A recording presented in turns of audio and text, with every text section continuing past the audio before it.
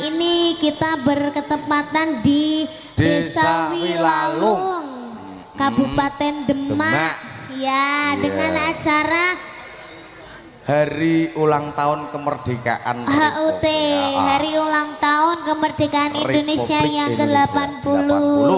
Semoga warga yang ada di Desa Wilalung tambah rezekinya, tambah semangat semuanya, sehat selalu, semoga rezekinya banyak, moga-moga bisa munggah umroh, munggah kaji. Amin. Amin, bos komplit ya kan? Pokok komplit, doa yang terbaik akan kembali baik. Iya, malam hari ini sangat rame sekali. Full yang nonton dari 1 kilo kan? Membludak sekali ya. Membludak sekali. Alhamdulillah. Nek kebanyakan ibu-ibu, bapak tunggu rumah. Nona depan gitu. Kan? Ya. Iki saking awakku ngefan karo seliramu. Nganti tanganku tak tulisi lho Niken. Iki tanganku nganti tak tulisi Niken. Iki bolpen ta? Oh gak tato asli. Masa? Saking ngefanku karo awakmu. Masa? Andane kok. Sama duwe anak jeneng Niken. Lah yo pen awakmu. Anake dhewe jeneng Niken. Ya kuwi mergo anakmu kok ora mergo ngefan karo aku. Ngono coba buka, aku mah fane ben disangoni ngono karepku kok yo mbok dohno. Ya ora, emang jenenge Niken aku tok. Oh iya, terus kan Niken. Sing ngefan mbek aku ki ora terus jenenge Niken. Terus oh ya digambari gambarku ning kene, apa ndi ning kene, apa piye. Tak gambari nang batruk ngono lho jane kan. Sama ning kene maca apa? Bagong. Iya Bagong no. Oh Bagong. Bagong ki suarane piye? Pek itu. Lah nyapa kok ket mau gak ngomong ngono? Ora engko ibu-ibu rada roh malah. Lah nek jalukan lagu Kitir Sumilir piye kan? Lah piye? Lah yo nak cijal pelo piye kok? Ya ora apa-apa to kan jenenge Bagong. Lek pamane wayange Antasena berarti kan kudu nggae swara Antasena. Pama wayange Arjuna berarti ya gedhi kae ya to. Pamane wayange Limbuk Cangik ngono kuwi. Kan kudu cilik. Pamane Gareng suarane ya kan biasa lek Gareng. Bagong piye suarane? Ayo ngono mau tok aku gak iso. Gak iso. Aku nyak jalukan Kitil Sumilir piye kan. Lho, piye gak penak to? Bagong ki kase ki pelo. Pelo cedhak. Oh, pamane Kitir Sumilir ki berarti jadi Kitil Sumilir. Kan. Iya toh? Iya, pelo kok. Lah nyapa jeneng pelo kok? Ya ora ngono le. Sing duwe kaya aku ngene iki lak ya isen to. Sampeyan duwe apa? Lah jare wis operasi. Lah ya aku ya duwe kok. Lah operasi mah? Lho, kikil to. Hah? Kikil. Oh kikil iya. Kipil lho tekan kikil. Astagfirullah. Tak jiambak lho kowe iki.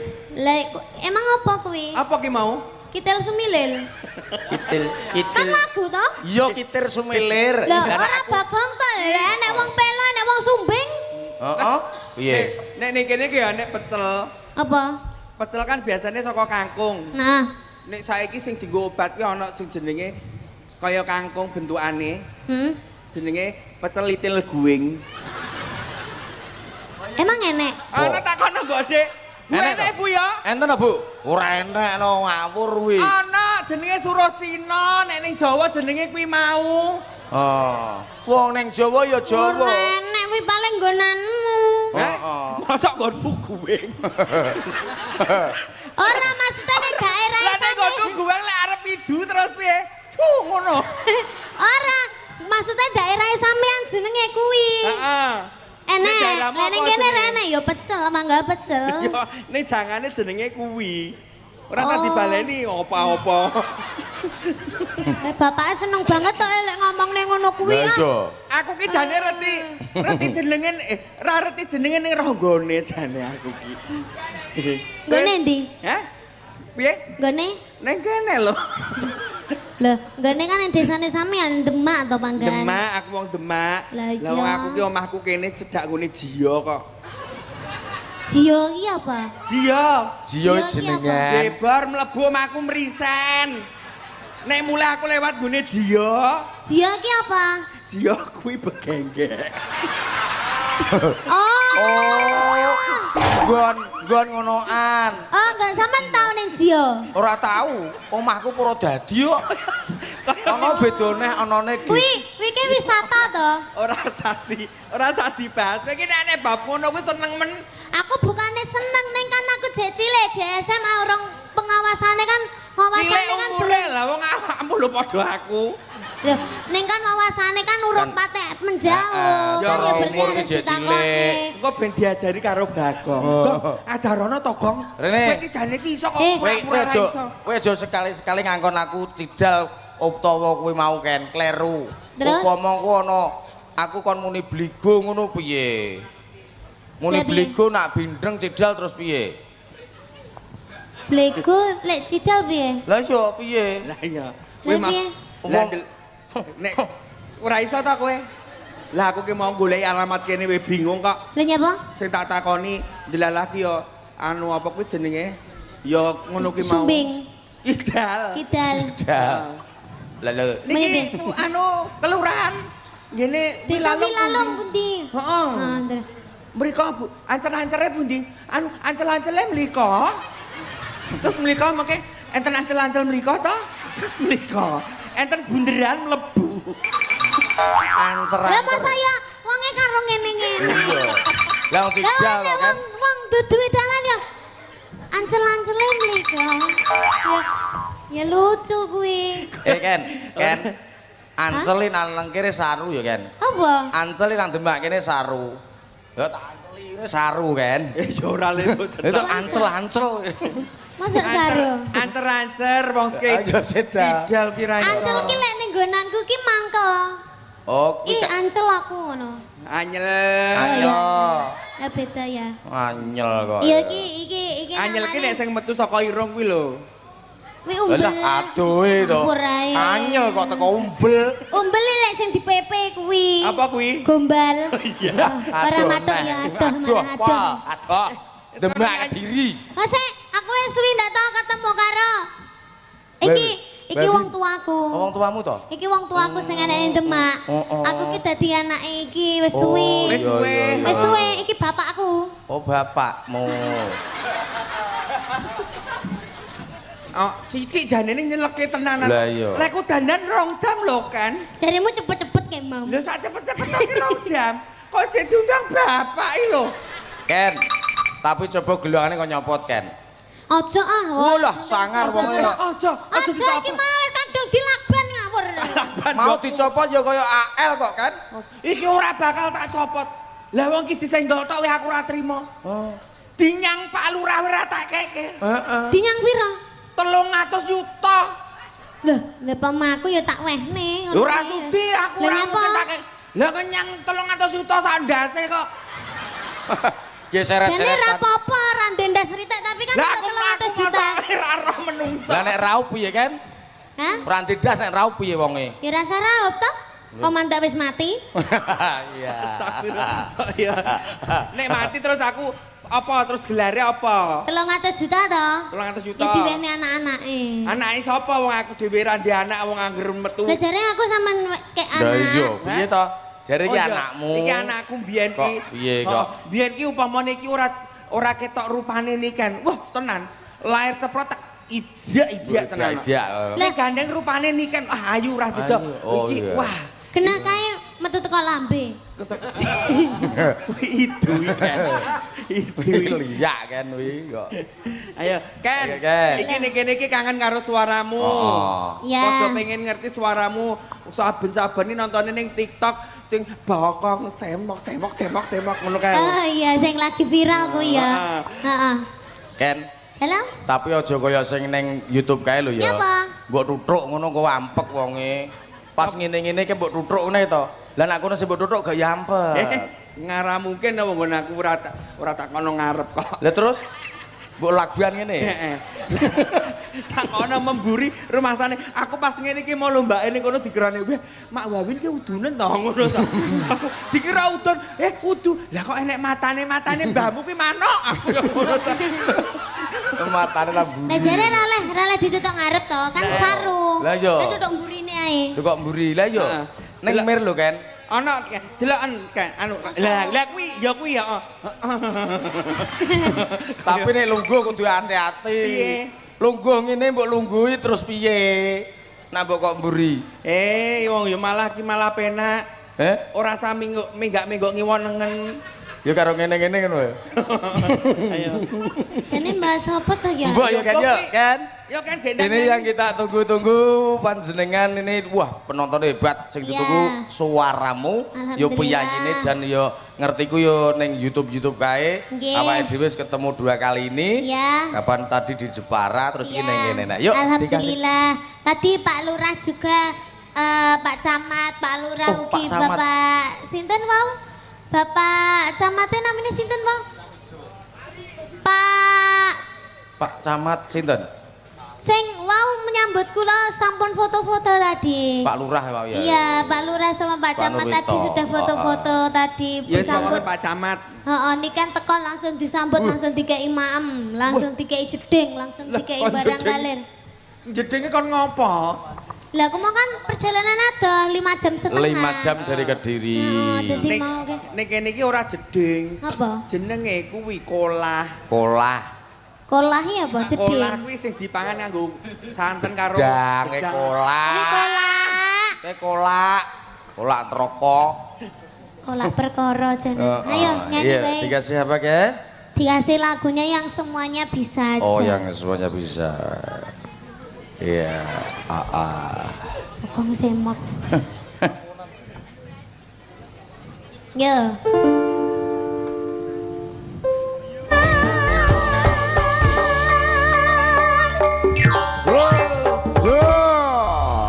Iya, satu persembahan dari Niken Salindri. Ada satu tembang lamunan, Ken. Ya. Sudah nyanyi 5 lagu aku. Oh, di. Hah? Siji no. Masa lagi siji? Loh, iya sih. Masaan mau 5 lagu ya? Dikasih apa lagi? lagi? Panas. Oh, tak aduk kirene lah, kok iku susahku. Kamu egois sok iki pas bodep dhewe ya, Nah, wes.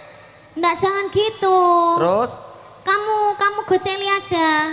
Oh ngene, aku tukang juga ngene. Heeh. Wani piro? Rada rene.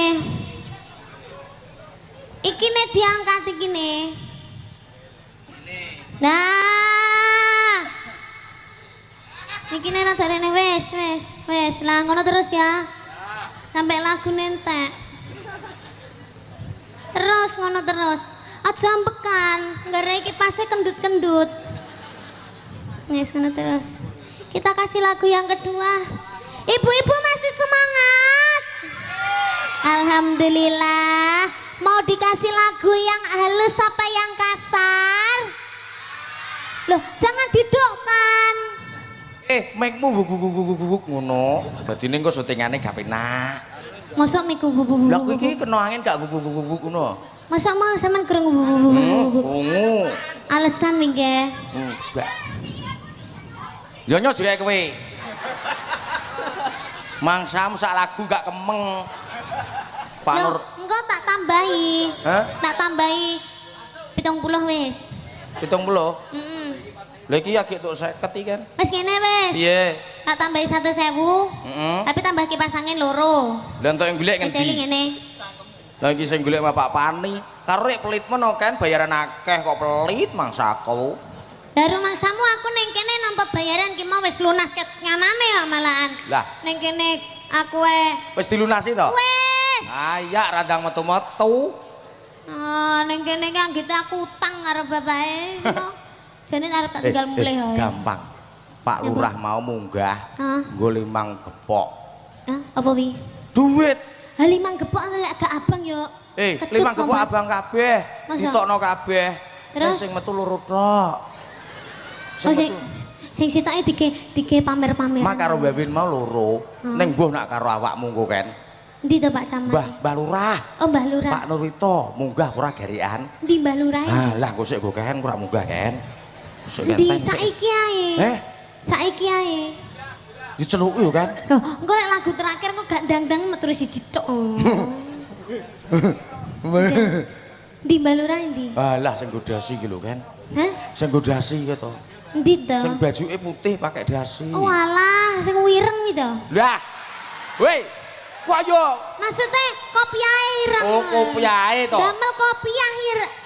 Damel kopiah berwarna hitam, terus dasine berwarna gelap. Oh lah, kok kaget aku. Terus tak kira panjenengan Pak Lurah ireng. Ora, dudu awake jane ya. Monggo Bapak Lurah katuran minggah teng mriki nggih kalih kula. Saniki nggih. Nggih. Monggo Pak. Kayak dalan. Mbak Lurah kayak dalan. Terus do ngedemek nang kono menake lha.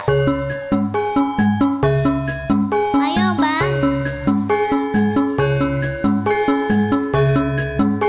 Ayo.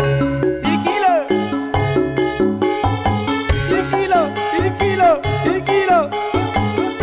Monggo Mbak Lurah.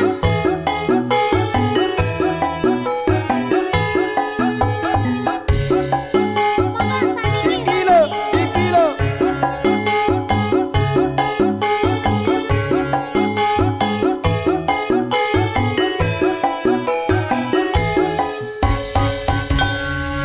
Ken, Ya. aja ngono. Ya, Pak. Gaya jekuten lho kipase banter lho wi. Ya, Pak ya. Lah kowe madhep ro gak jekuten jarikmu. Ora isis banget kok. Hei. Iki lho.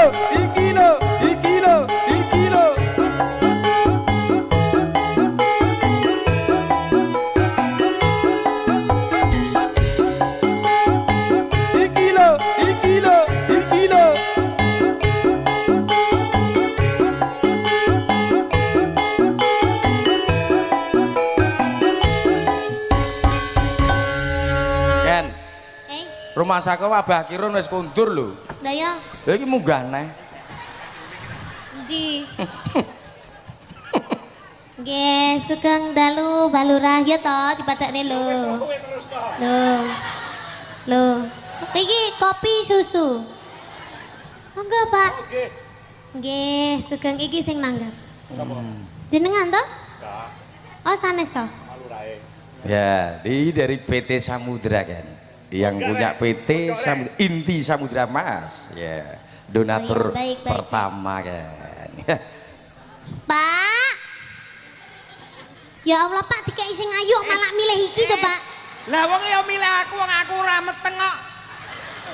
Hah? Lah nek karo kowe lagi sensitif ngono kuwi sing ngotoke blendeng. Nek aku kan ora ya, Pak. Lah nyapa apa hubungane karo meteng wong aku ya cek cilik. Yalah, lho. Senajan aku iso gawe penak nek ra iso dadi anak ki aku iki kok. Monggo, Pak. Mosok. Heeh.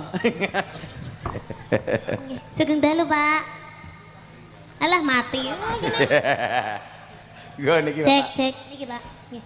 Urip ngono kok muni mati. Lah wau mati, Oh, Pak. dadak ngupil barang ya Allah. Ini Mbak Niken, nggih. Nggih, Pak. Ngefans saya itu Pak niku biber dicium sinten kok. Lah kok abah. dicium mae. Jenengan nggih nafsu kalih niku. Rien. Kan kowe aja ngomong ngono to, Ken. Kowe marahi aku beda lho, Ken. Aku ki Beda aja sampe piye? kok- Eh? Beda piye? Ya aku tadi biasa asale biasa aku tadi tenanan. Dadi baper. Baper aku nek ngono kuwi aku. Tapi Lho, nek lho, wis lho, gak iso lho, meten lho, sih. Teles iki jebule. Mbak, Awas melorot tuh. Mbak, sampean isih iso meteng ta? Sapa aku? Sampean? Iya. Lah kula ampun anu kok divaksin kula niku. Vaksin apa rabies ta? Yes. Kula ampun mboten saged meteng kok jenengan oleh takoni nggon babapan meteng. Ampun ngoten to. Lho sapa ngerti lek sampean isih metengan pengen wayo meneh dhek. Sinten? Iki Pak Lurahe, Loh, Mas Lurah niku garwane pinten? nembe setunggal. Lah setunggal niku Ngeten lho. Dhek niku pengen rabi meneh. Oh, Cuma nek ambek liyane gak etuk, nek ambek sampean etuk, wis ta lah. Bojone iki jine lek ambek sampean, wis ta lah, temen. yes, alhamdulillah. Nek kate ngonten, aku wis pasrah tinampa. Lelek karo liyane wong wedok liyane gak oleh lek karo wong lanang berarti Pak Lurah gak normal. Adu pedang. Lah ya makane lek ambek iki bojone mesti ngijini, ngono lho. Mbak ampun ngoten niku ta, kok ya le bloko suta ngoten lak kula pekewet. Nek ngene kan aku dadi ero. Mama Kan durung Wawin niku dibuka. Mbak Niken. Kok lek wis dibuka nembe ro. Mama Wawin itu temen dari kecil. Sedulur lanang. Sedulur. Oh, nggih berarti kan mboten ada rasa-rasa to, Pak? Enggak ada rasa. Wong ki wis wong cilikane iki nguyuh bareng. Sedulur lanang padha lanang. Nguyuh maksudnya. bareng sak jeding hari mau. Sak jeding. Nah, ngoten. Ceritane ngoten. Oh, ning jenengan nggih dados lanang tenan. Lah niki Niki nggih jenenge Wawin Laura, wadon ora, lanang ora. Ngoten lho. Jenenge Wawin, wanita sing ra iso dikawin iki lho. Lah niku. Iki lek bengi jenenge Wawi Laura. Lek lanang Mulyono. Joko. Oh Joko. Wis gak Joko asline. Ojo Joko. Iki jek Joko. Ngene iki dianggep aku jek prawan lho, Mas. Iya perawan. Prawan ngarepe. Murine rondo ping 5. Gak Udah nyanyi. gak eruh, wong-wong gak eruh sampean ngomong ngono. Iya gak eruh sampean. Oke, ini sila wengi nyanyi wae. Ngono nggih? nggih. Nah, Jenengan siap. badhe ngaturaken apa Pak lagune? Napa Mas Lurah? Nyanyinya yang agak keras. Nggih. Koyo es batu no iki kok. Nggih. Supaya Semangat. semangat warga Wilalung biar sehat semua, nggih. Sing lagi viral apa iku Apa? jenenge? Sing Lagu virale Mbak lagi Niken. viral. Lagu Sing duet kalian jenengan. lagu Flores iku lho, lagu viral iku lagi apa iku? Balik-balik apa iku? Bolak-balik iki lho. Ayo bolak-balik iku lho. Apa sih? Karo ta? Nah, ngono iku. Oh, stecu. Ora kuwi sijine. Sing endi? Hah? Iya ya. Apa? Apa jenenge bolak-balik ta kuwi? Iya. Heeh, bolak-balik. Oh, balik. Bola-balik ta apa balik-balik? Oh, bola-balik. Iya. Iso ta? Nggih mboten saged to Pak, wong kula dereng rekaman iku. Oh ya wis. Bar iki lak sesuk rekaman kuwi. Oh, mari ngono Ya, kuwi. wis aku wis rekaman kuwi lagi aku iso. Ya. Asline iso. Steju Asline kowe iso. koyo Asine asu. saged. Ah, Ning cuman di sini agak malu-malu gitu loh. lah malu teng napa kula? Nggih. Lintune niki Siap. mawon. Napa lagune? Sing sekirane rencang-rencang nggih pun anu. Ya sing sak isone kono apa Sing isone? Pak Lurah saged gulu pedot. Gulu pedhot nggih. Nggih, kulo pedhot. Cocok. Pedot.